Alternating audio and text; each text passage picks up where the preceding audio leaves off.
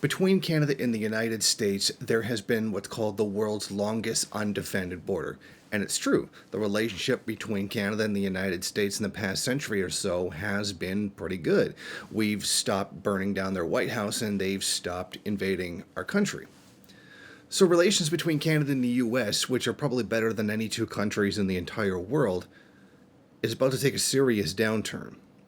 Now, previously, after 9/11, quite a few years later, a number of laws were enacted, and one of them being that a Canadian could no longer cross into the United States without having a passport. Before then, all a Canadian citizen had to do was have some form of a regular government photo ID. But that changed. Then you needed a passport. Now things have gotten just a little bit worse. U.S. officials, there's been a re-signing of the rules for the Preclearance area. That would be like where a Canadian crosses into the U.S., but they're not exactly in the U.S. They're still in like a screening area kind of thing. U.S. officials are now allowed to carry firearms in this area, conduct strip searches, record and keep passenger information, and detain Canadian citizens. Of course, this is nothing new for the United States, but this is a shared area between the U.S. and Canada by both authorities. Even if a Canadian official is unwilling to conduct a search, doesn't find that there's any reason to do so, the United States can still override the call, which means where Canada has direct authority over one of its citizens, the United States can override that authority. This new deal, which came in earlier this year, is something that Canada has decided. The Canadian government has decided that the U.S. has jurisdiction over Canadian citizens in an area partially under the authority of the Canadian government. Think about that. It actually gets much worse. This new authority would allow U.S. border guards to deny Canadians the right of withdrawal. Essentially, if you go into one of these pre-clearance areas and the U.S. border guards are being fascist idiots, as they usually tend to be, a Canadian citizen can say, you know what, I've had enough of this, I don't want to deal with it anymore, turn around and walk back into Canada. Or walk back to Canada from what is generally considered a neutral piece of territory. Well, you see, we're not allowed to do that anymore. In fact, the United States can detain people for, whatever reason they find reasonable grounds, and the right to turn around and go back home is now reasonable grounds to detain someone, strip search them, etc. Yes, and strip searching is actually listed as something U.S. border guards are essentially allowed to do on neutral grounds to a Canadian who's committed no crime, whose only crime is changing their mind and not wanting to cross into the United States. So you're a criminal if you cross into the United States, and you're a criminal if you choose not to cross into the United States. Now, Michael Green, a Canadian lawyer, puts it, they wouldn't even be able to walk out. They can be held and forced to answer questions, even if those questions are outright discriminatory. You know how there's a lot of discriminatory stuff under U.S. law that you cannot do here. You can now be subject to that as a Canadian citizen when you're not actually in the United States. You're in pre-clearance, which means you haven't been cleared to enter into the United States, and you haven't entered into the United States yet. So that kind of U.S. Americana is now allowed to be done to Canadian citizens when you're not even in the United States. So think about that.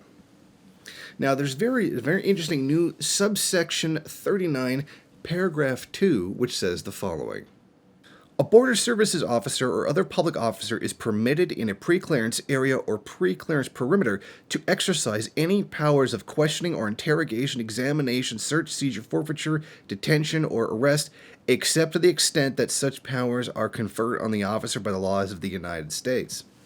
In other words, a kind of totalitarian, unaccountable, American-style authoritarianism is not allowed, except when it's allowed.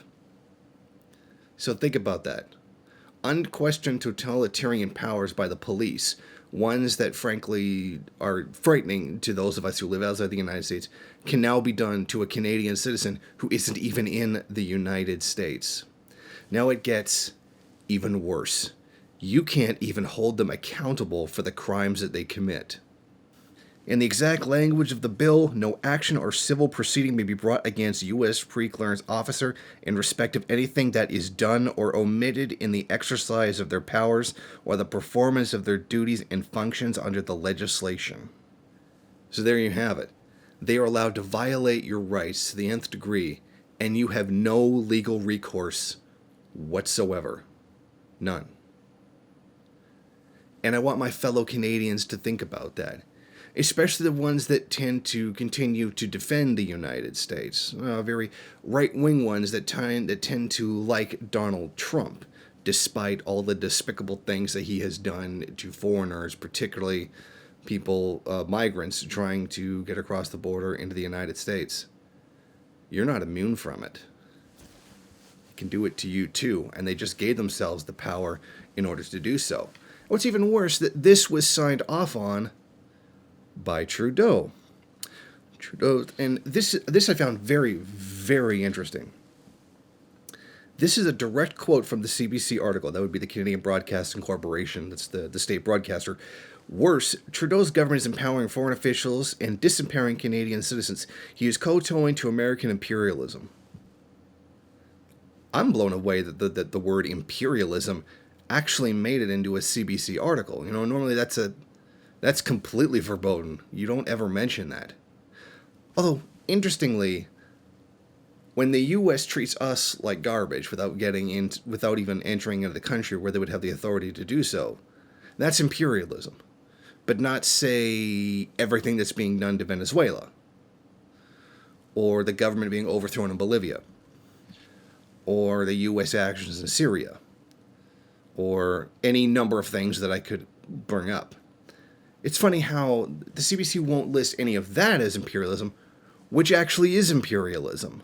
What's being done to Canada in this situation isn't actually imperialism.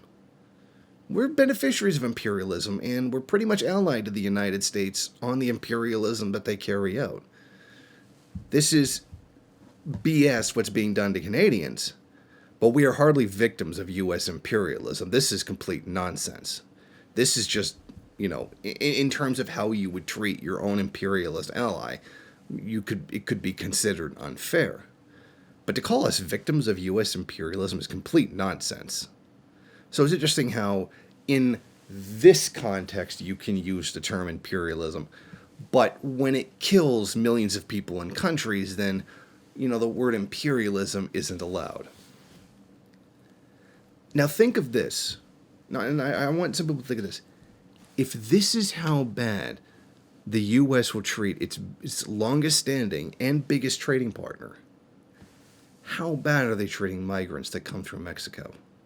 If this is what they'll do to the world's longest undefended border, the two countries with the longest shared treaties of trade, commerce, and relatively very similar cultures, how bad are they treating Mexicans who try to come into Canada, to the United States legally? I'm not even talking about migrants. The thing what's being done to migrants, that's legendary at this point, after everything that's being done. So while the Canadians are kind of just looking the other way on what's being done to migrants on the U.S. southern border, you think this is bad and you're complaining about this, what's being done to Canadians? Try being one of them and seeing what happens. Because if you don't like this kind of treatment, imagine how bad the treatment is that, well, you already know. You just like to pretend it doesn't happen. So just think about that. If you're going to be outraged by this, you need to be really outraged by that. Thank you for watching. If you like this program, then please head over to my Patreon page and set up a monthly donation. It's your donations that keep this program running. Also, if you would like, please rate, comment, subscribe, and share in various social media.